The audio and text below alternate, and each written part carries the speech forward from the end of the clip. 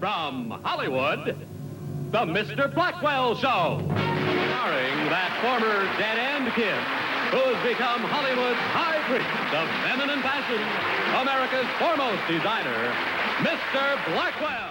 I met Mr. Blackwell in the fall of 1988, I believe. And he breezed in to the Gifford Building, having heard that we had a newly arrived collection of his designs.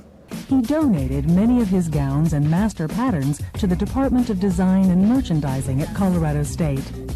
It's the largest collection of Blackwell designs in the country, but more importantly, it's pure art with a purpose. The elegance and daring hanging within this controlled environment make their escape by inspiring students. I think he was phenomenal. He was a marvelous designer who cared about how women really looked as opposed to designing things that might have amused him. He cared about plus-size women and designed for them. He cared that the clothes were figure attractive to a lady. Initially, Mr. Blackwell had no connection with CSU. I think we were only a flyover from Los Angeles to New York for him. He was truly interested in education, not having had an education himself. He came in '97 for a week to teach because he really wanted to, and he wanted to talk to students about the importance of getting an education. I can remember mornings when he'd come into the building and students would be walking down the hall and see him and just say, "Good morning, Mr. Blackwell." He belonged to them, and that was just marvelous. Even before I met him, I remember when I was a kid watching a show called Entertainment Tonight with my mom, and he was on that show, and she loved him. So we would always watch the best and worst dressed list for the Oscars, and so I knew of him as a kid. So when he came to CSU and actually meeting him face to face was like, I was kind of starstruck. I remember having a question about a certain dress silhouette that I couldn't figure out and my instructor couldn't figure out. So I asked him, we were having like this social hour or whatever, and I asked him his thoughts on this dress silhouette, and he said, well, after this, let's go in the studio, and he actually helped me drape the dress and showed me a technique that I had never learned before. So that is knowledge from this designer to me that I share with my students in the design studio every semester. He leaves a huge legacy here, and I think it's to our advantage for sure. You know, we can see sketches, we can see interviews, we can see garments. Our students got to see his patterns, work with those patterns. So it is like his whole life's work in Fort Collins, Colorado.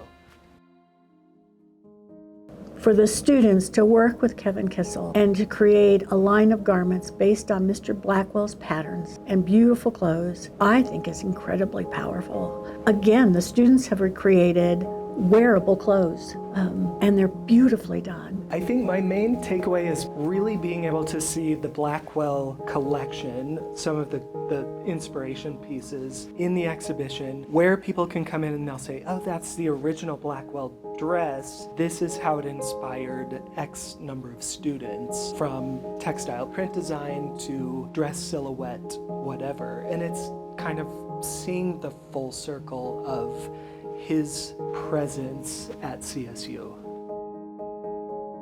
I think because Blackwell is known for the list, or if you mention that, then people go, oh yeah, that's that fellow. I think the list was almost a matter of survival, if you will. I mean, in terms of marketability, because he also ended up doing a radio show. In terms of Blackwell's legacy at CSU, I think the garments are certainly a highlight and important, but again, going to the business aspect, he did unusual things in advertising in terms of print ad and also in terms of radio. It's what, you know, later we became to know as advertising or promotion that was sort of natural, if you will, or normal for the industry. But he sort of led the way in that.